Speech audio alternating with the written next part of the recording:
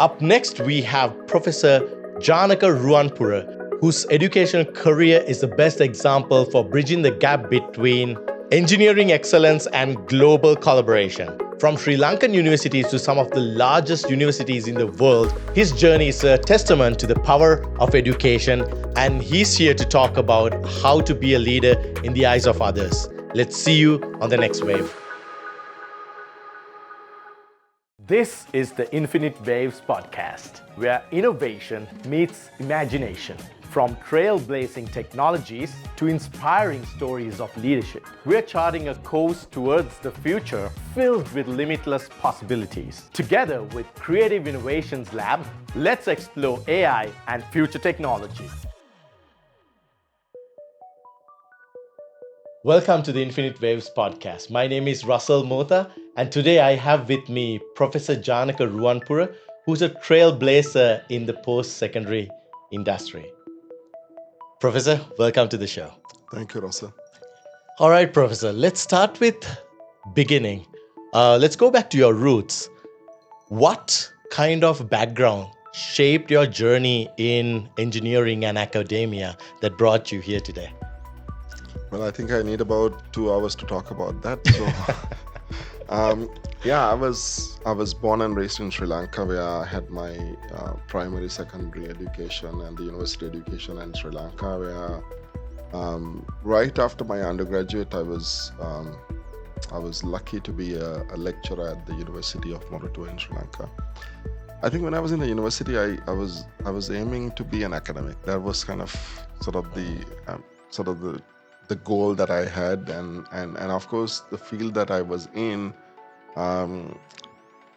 you cannot be a great academic unless you understand the industry. So I was quite and heavily involved in the construction industry, right?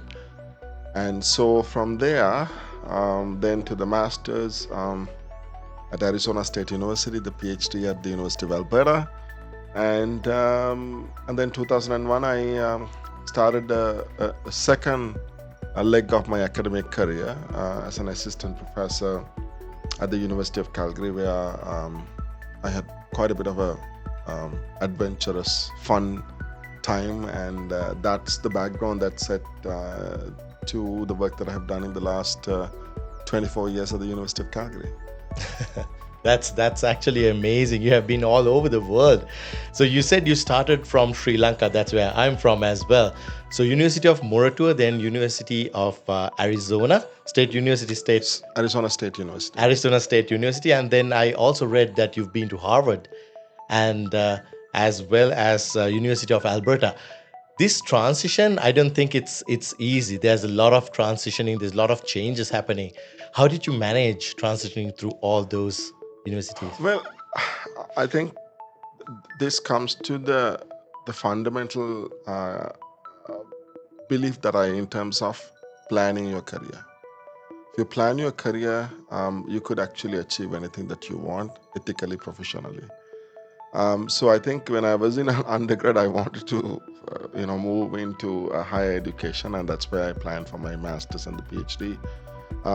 And then so it worked out in a good way. And then of course, when I was in my PhD, I was aiming that when I finished the PhD that I want to work as a professor in academia. So it was all planning that I was blessed and lucky to achieve what I have got.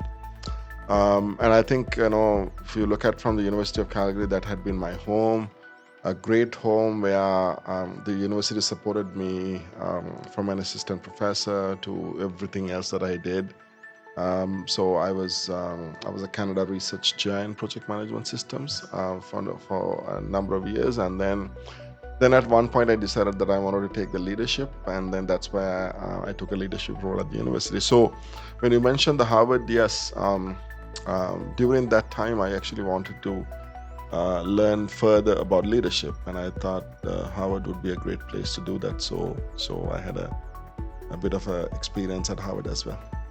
Yeah, I know you currently hold a significant leadership role at the University of Calgary, and leading a university can be very challenging because there's a lot of changes that happen, because every year you get a whole bunch of new students that's coming in, and it's not an easy task shaping somebody's future. What was the most interesting thing in your leadership journey at the University of Calgary? So when I talk about the leadership, I think I let me talk about both academic leadership and administrative leadership. So the academic leadership is where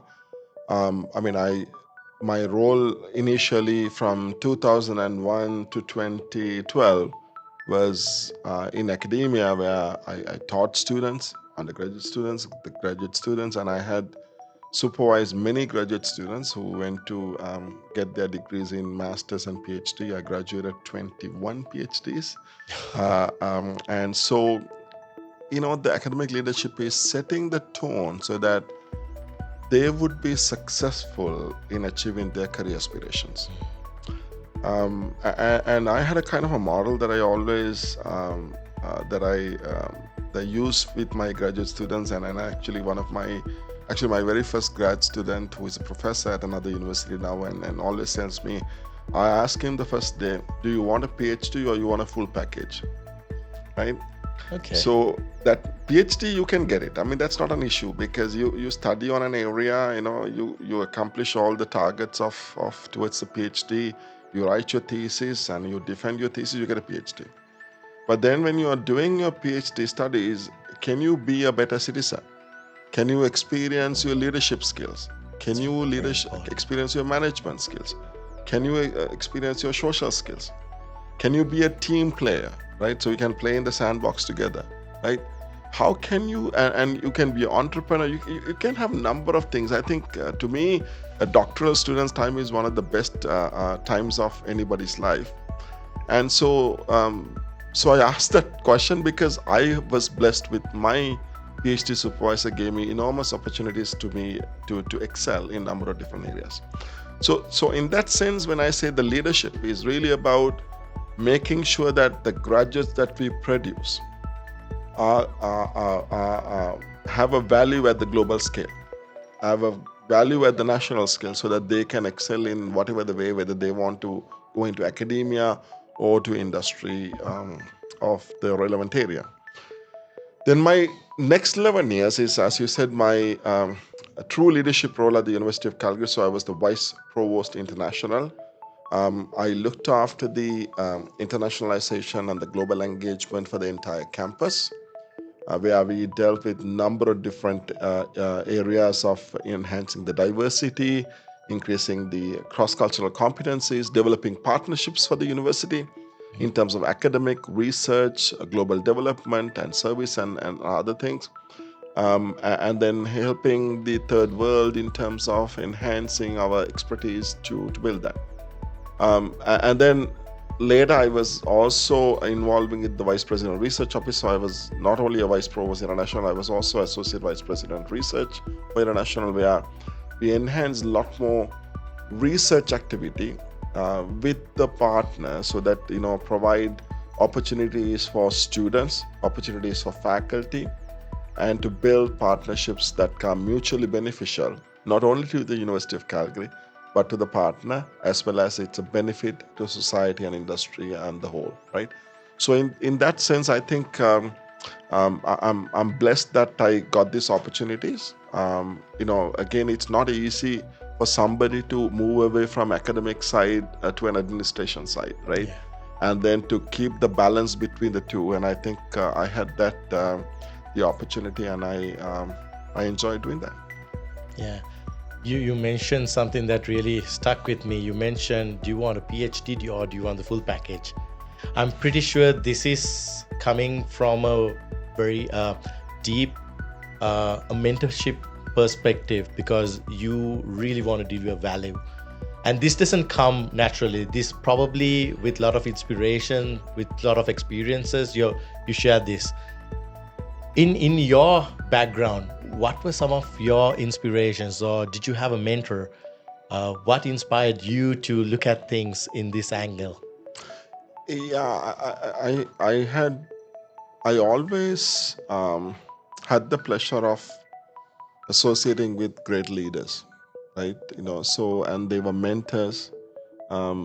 some of them are really beyond mentors. I would call it like a coach. They really coach me to be successful, right? Couple of names that I wanted to drop it, and I will give one name from Sri Lanka, that Professor Chitra Vidikar helped me tremendously when I was an undergraduate student. She understood, I think, my potential, and then she had done it for others as well. That helped me to navigate myself into and go beyond the undergraduate to be successful. Then when I was at Arizona State, Dr. Cliff Shakespeare was my academic mentor, and the supervisor was, he was fantastic. He really supported me achieving my career goals. But I want to give a lot of credit to Dr. Simon Aburisk, who is at the University of Alberta, who is my supervisor. He is now currently the Dean of Engineering at the University of Alberta. He really identified me. And he when he met with me in the very first semester, he actually kind of gave me like even a almost like a full package thing to me, like, kind of a prescription about, I think this is what, Janaka, you will be doing it. I want you to teach a course next semester, right? Wow. I'm going to place you at, so I actually was placed at the City of Edmonton, Design and Construction and Drainage Services for some projects.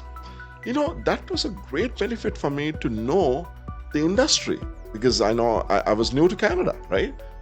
And these are not things that you can easily get it. So while you're doing your PhD, you do other things. And then when some of the conferences organized by the University of Alberta gave me a chance to excel my leadership as a student leader.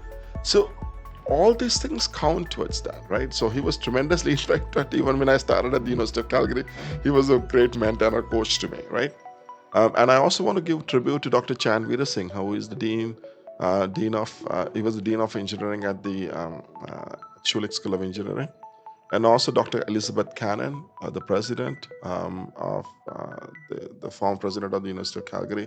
I will drop these names because, again, Dr. Drew Marshall, who was the provost, and then the current president, Dr. Ed McCauley, and then the current vice president research, Bill Galley. They all tremendously helped me at different stage of their career, at different stages in my career, in helping me to help, to deal with issues, to look at new opportunities, right, and inspired with their story, so that so that I can learn from them and enhance my potential to support the younger generation. Yeah, that's what I was 100% sure when you said that full package analogy. I was thinking there should be a great mentor or a coach in your life that has shaped you, and I was right. So you mentioned that you were former Canada Research Chair for project management systems, and I read that some of these tools that you developed during your time is right now implemented in construction or engineering field right now. Could you share us a story or one significant development that you were able to achieve during that time? So during that time, there were a lot of different best practices and tools that we developed. I think I'll highlight two concepts. One concept is where how do we bring technology into construction, and then so we developed a information kiosk. Now it's 15 years ago, called Information Booth and called the iBooth, which we commercialized with two of my former PhD graduates. To bring the technology into construction industry and to construction sites where construction is really lagging behind many other industries in terms of adopting technology, right? So, and that was one. And the second one has no technology, how to enhance the improvement, the process improvement, the productivity improvement, by bringing a new role into construction called Construction Productivity Improvement Officer. So where that role would help the rest of the team in the construction, like in anywhere from project manager to superintendent to the foremen, and looking at the gaps and issues related to productivity and see how we can enhance it by working with the team, coming up with even daily solutions that can be sustainable to enhance things, right? And likewise, there were a number of different tools that we developed that are related to risk management, simulation modeling, sustainability, and construction automation. So a number of different tools that we developed. The challenge is for construction industry to adapt it, right? Because you need to have the willingness to adapt it, and sometimes you look at the cost and not looking at the opportunity, right? I think when you truly look at the cost benefit of that one, I think these tools are really good. So we have done our part in terms of showcasing what we could do with research. We had the graduate students were involving with the companies, looking at going into their construction sites, seeing the issues, and we came up with solutions. Technically, we went and learned from them and told them that there's a better way to do that, right? Yeah. And that's, I think, the beauty about the research on anything that we do, and especially when we connect with the relevant industry. You mentioned something very important. You mentioned adapting is more important than having the ability to access technology, because technology is already there, and especially in the construction industry. So I like to pick your brain a little bit on this topic. With the presence of AI right now, there's so many use cases that construction industry can adopt. But like you said, adapting is the key word here. How do you see this change or this adaptation being driven? Or do you have any advice for some of our viewers who are maybe trying to get into this construction industry with technology? How do you think they should approach that? Main thing is you need to really understand the fundamentals, right? Technology can be helpful, but if you are missing the fundamentals, the technology is not going to help you, right? So I think the way that things are happening, the technology can really help us to enhance things better, faster. But then if you forget your fundamentals, you might lose the credibility of achieving the real goals of that one, because then you focus on technology and then you miss the fundamentals of that, right? Give an example. So during my research time, I was heavily talking about it takes a long, let's take construction project. In a construction project, even to see the progress of that, it's not easy to measure that because it's very complex. But then we came up with a methodology to see how we can, based on the plan, how you can identify the actual realization of that with the plan, so that so we had to use all kinds of different technologies. I'm talking about in the past, some camera technology, and then laser scanning and this and that. We did it, right? We came up with that, and in fact there was some recognition of some of our work as well. But in the future, with the computer vision, right, and then drones, I think this can be done much faster, much more accurately in real time, and that's the beauty about it, right? But the key is to ensure that whatever the technology that we bring, that you test that technology, you see the real benefit of that technology. You also look at the risk of the failure of the technology that could ruin the fundamentals and then the goals that you want to achieve it, right? So it's not about bringing the technology, but to make sure that you are really adapting it to suit for your needs, so that you can achieve the real benefits. And there is a lot of opportunities for that. So I think with the AI, I'm pretty sure you can even smoothen these things as time goes, right? The only thing is, and I think this is for Canadian industry, that I will say that we are lacking behind some of the other countries. I think you need to look at the opportunity and see whether, because unless you test it, unless you try it, you're not going to get there, right? So invest in them is going to be critical.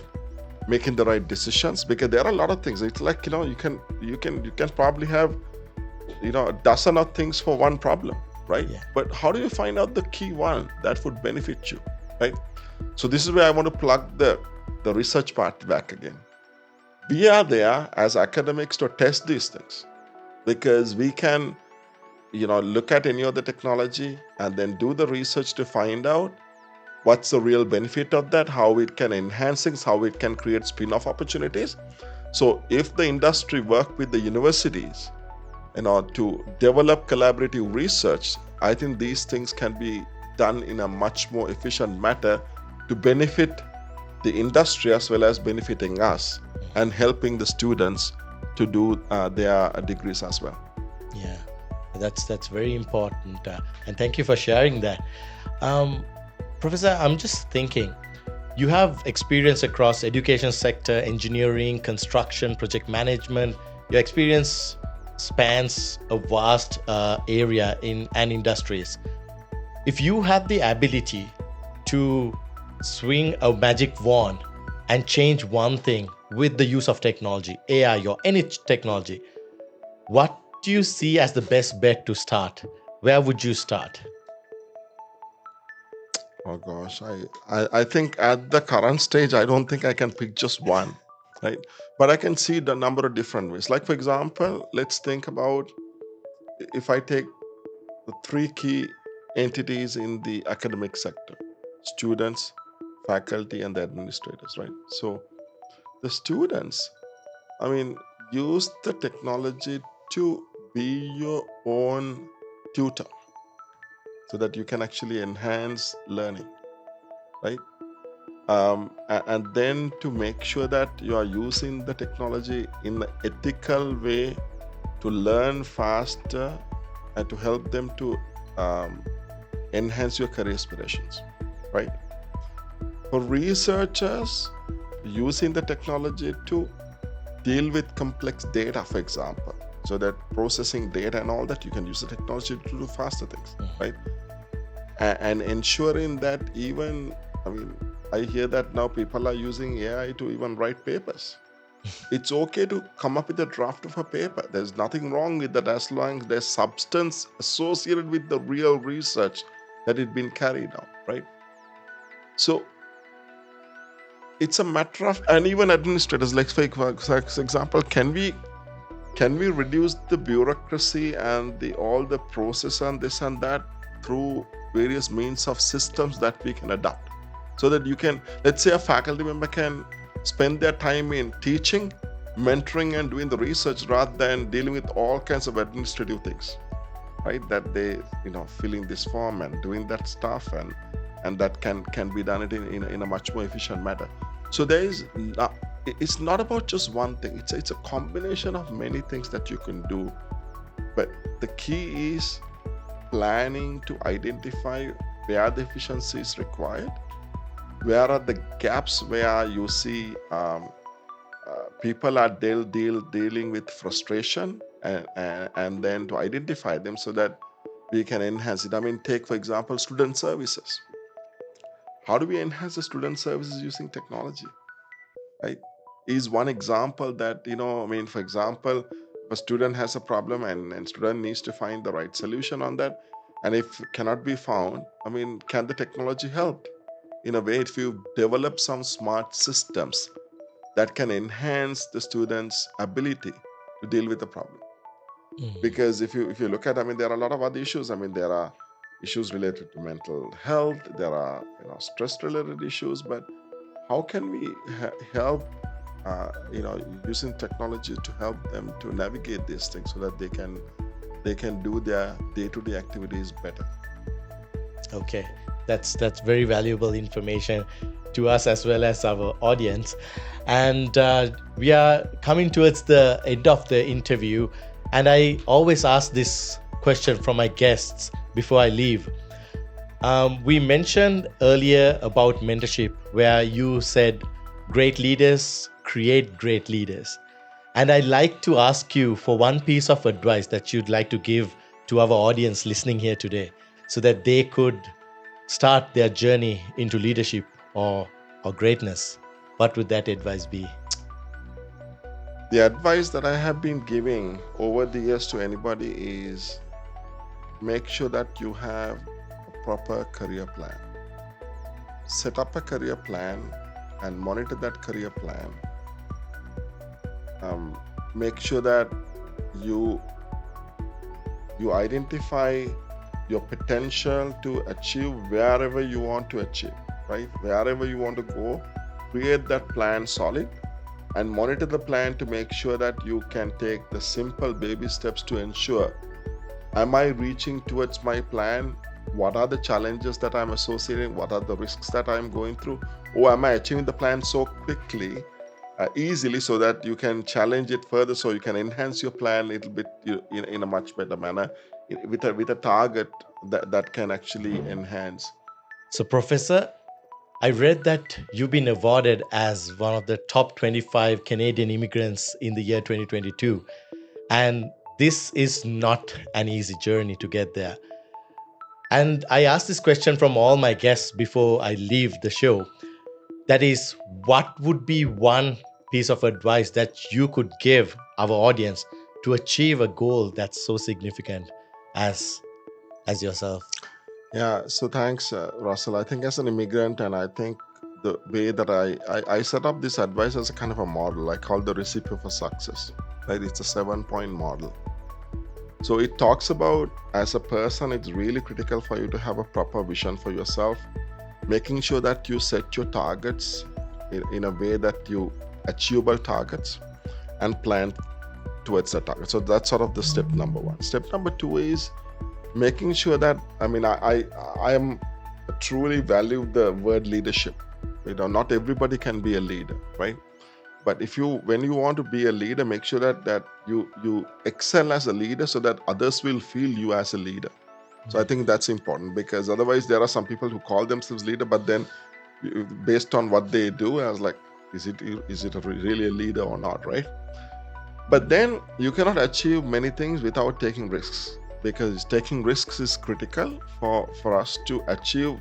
You set the vision, if you set your plans, you set your targets, making sure that you take the risks to achieve them.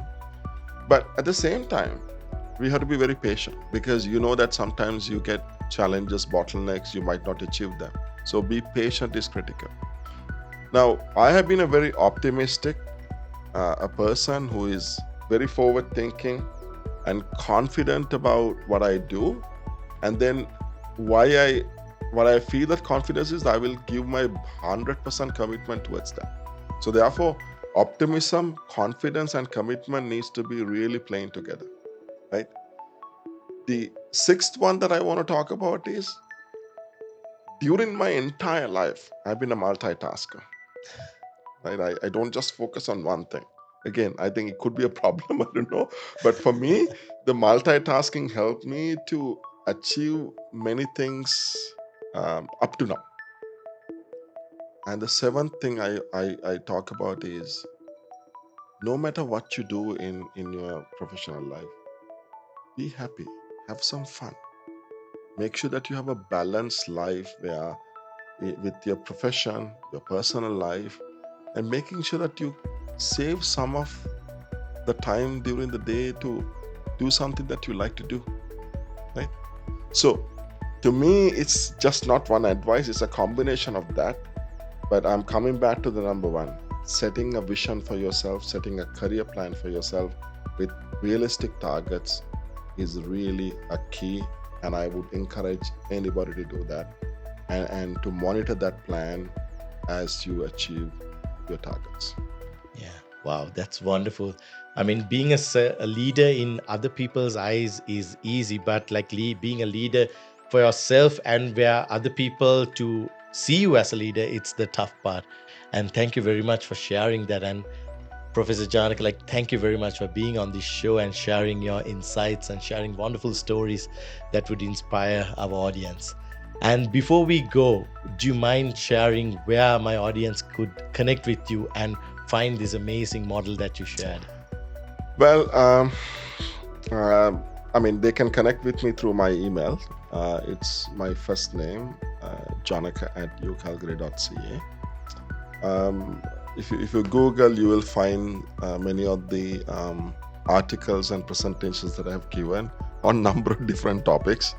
And even the recipe for success thing, I think you may find that, you will find it that in YouTube, in some of the the videos and presentations I've done in my career. And then they can connect me through LinkedIn. I'm quite active in LinkedIn. There's a number of different ways. Nowadays, finding anybody is not difficult. It's very right? easy. It's very easy. All right. So thank you very much. And that's it for today with Professor Janaka Ruwanpura. And up next, we have Dr. Tony Wigglesworth from Bow Valley College on talking about how innovation is applied in education sector. We'll see you on the next wave. Thank you for joining us on the Infinite Waves podcast, where innovation never stops. Stay tuned for more insights and stories from visionary leaders, powered by Creative Innovations Lab. Until next time, let's keep pushing the boundaries of what's possible.